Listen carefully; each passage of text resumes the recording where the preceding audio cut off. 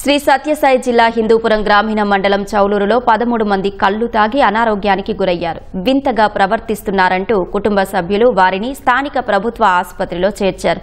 13 మందిని పరిశీలించిన వైద్యులు 10 మంది ఆరోగ్యం నిలకడగా ఉందన్నారు. వారిని ఇంటికి పంపినట్లు చెప్పారు. మరో 3కి ఆసుపత్రిలో చికిత్స అందిస్తున్నట్లు తెలిపారు. ఎక్సైజ్ అధికారులు ఆసుపత్రిలో చికిత్స పొందుతున్న బాధితుల నుంచి వివరాలు సేకరించారు.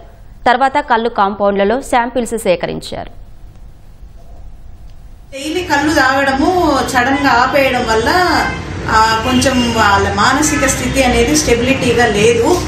ఎవరో వాళ్ళు వచ్చారు వీళ్ళు వచ్చారు నన్నేమో చేస్తున్నారు అని భయపడ్డము, వింత వింత చేష్టలు చేయడము, బట్టలు ఇప్పేసుకోవడము, వాళ్ళలో వాళ్ళే మాట్లాడుకోవడము, ఎవరు లేకున్నా కూడా ఏదో ఉంది అని పిలవడము, ఈ భయపడ్డం అనేది, నైట్ నిద్రపోకపోవడము, ఇంట్లో వాళ్ళని ఇబ్బంది పెట్టడం అనేది జరుగుతుంది. ఆ లక్షణాలతో మన దగ్గర వరకు వచ్చారు. దానికి తగిన ట్రీట్మెంట్ అయితే అంటే లైట్ గా ఉండే వాళ్ళకి ట్రీట్మెంట్ ఇస్తున్నాను. కొంచెం ప్రాబ్లం ఎక్కువ ఉంది, బీపీ ఎక్కువ ఉంది అన్న వాళ్ళకి ఓల్డ్ ఏజ్ వాళ్ళని కొంచెం గవర్నమెంట్ లో అడ్మిట్ కాండి అని అయితే నేను ఇన్ఫర్మేషన్ ఇచ్చాను.